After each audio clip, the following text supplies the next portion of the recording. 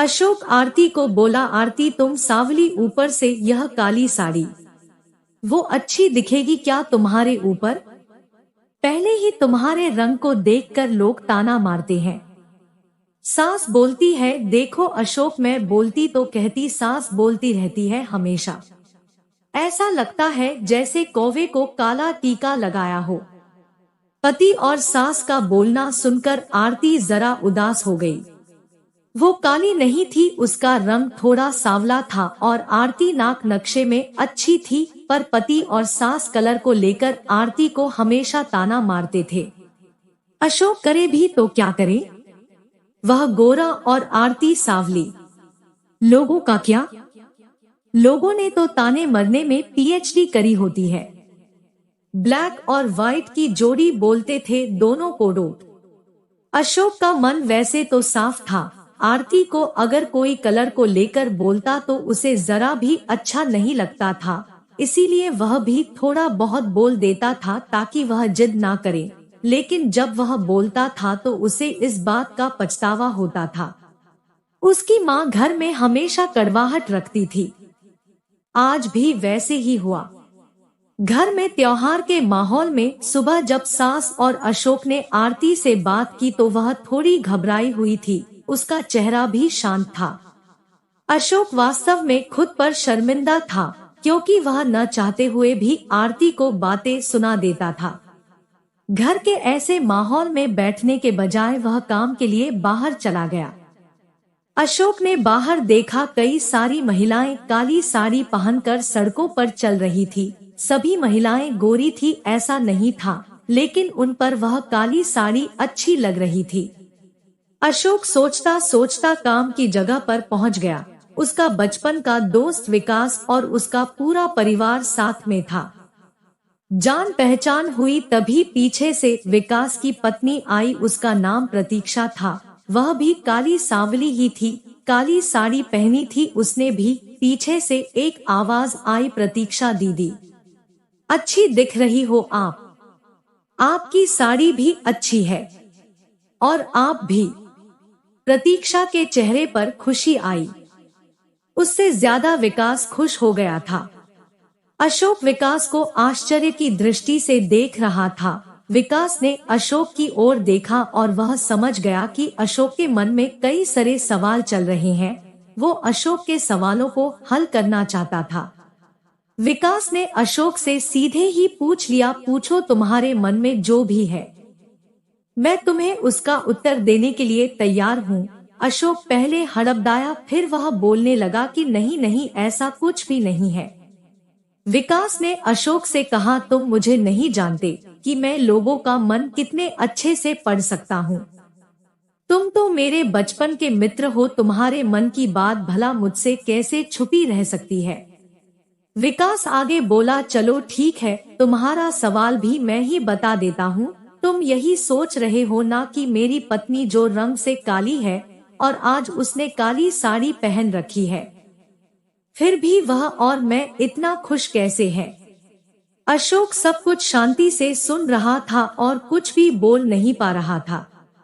विकास बोला, काला रंग ऐसा रंग है जिसमें दुनिया का कोई भी रंग मिला दे वह कभी नहीं बदलता, यानी कि किसी और रंग की संगत में वह अपना अस्तित्व कभी नहीं छोड़ता।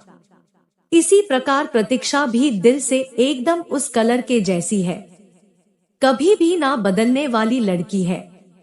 प्रतीक्षा अपनी मर्जी से जिए, यही मुझे लगता है। मैं उसे खुश देखना चाहता हूँ। लोगों का क्या, वह तो बैठे ही है बुरा भला बोलने के लिए। गोरी औरत रही तो छिपकली बोलते हैं, काली होती है तो चूहा या कौआ बोलते हैं। क्या क्या नहीं बोलते लोग। ताना मारने वाले मारते रहे, हमें हमेशा खुश रहना चाहिए।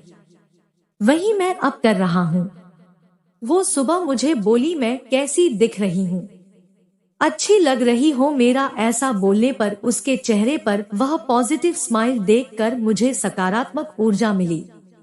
घर से बाहर निकले तो सभी बोलने लगे कि अच्छी लग रही हो भाभी।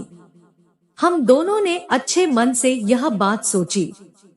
कोई ना कोई ताना मारने के लिए भी बोला रहा होगा, उस वजह से जीने की दिशा क्यों बदले। अशोक को उसके घर का सुबह का माहौल याद आया। वह खुद पर ही चिढ़ गया। उसे लगा वो सचमुच में गलत था।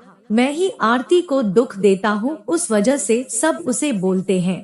अब मुझे ही अपनी भूल सुधार कर उससे माफी मांगने होगी। उसने हंसते हुए विकास को अलविदा कहा। अपना काम निपटा कर वह एक साड़ी की दुकान पर गया। आरती के लिए उसने काले रंग की साड़ी ली और घर गया। घर जाने के बाद आरती शांत बैठी थी। उसने आरती को आवाज दी और साड़ी उसके हाथों में दे दी। आरती को अशोक थोड़ा अलग लग रहा था। उसने आश्चर्य की नजरों से अशोक की ओर देखा। उसने बॉक्स खोल कर देखा तो काले रंग की साड़ी थी। अशोक बोला, आरती, मैं लाया हूँ तुम्हारे लिए यह साड़ी, आज पहन के दिखाओ कैसी दिखती हो तुम। अच्छी नहीं लगी तो बदल देंगे साड़ी को, देखने तो दो कैसी दिखती हो तुम इस रंग में। आरती को जरा अच्छा लगा। चलो तैयार हो जाओ, जल्दी हम जरा बाहर जाकर आते हैं। एक क्लाइंट के पास जाना है, उन्होंने बुलाया है जोड़ी में। अशोक के बोलने पर आरती तैयार होने चली गई। काली साड़ी, उस पर हल्का सा मेकअप और लंबे बालों की चोटी। अशोक भी क्या, अशोक की माँ भी आरती को देखते ही रह गई। अशोक बोला, आरती सॉरी, लोगों की बातों में आकर मैं तुम्हें हमेशा ताने देता रहा और खरा सौंदर्य किसमें है यह मैं भूल गया था। रंग दो ही है, यह जानकर फिर जीना छोड़ दे क्या, अपनी खुद की पसंद छोड़ दे क्या। तुम्हें काली रंग की साड़ी पहनना बहुत अच्छा लगता था ना, पर मैं हमेशा तुम्हें टोकता रहा। अब मुझे समझ में आया रंगों में क्या रखा है।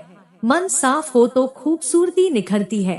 तुम चाहती हो वैसे ही जियो, मैं कभी भी तुम्हें नहीं बोलूंगा। और हाँ, सचमुच सुंदर दिखती हो तुम, तुम्हारे रंग पर अच्छा खिलता है यह काला रंग।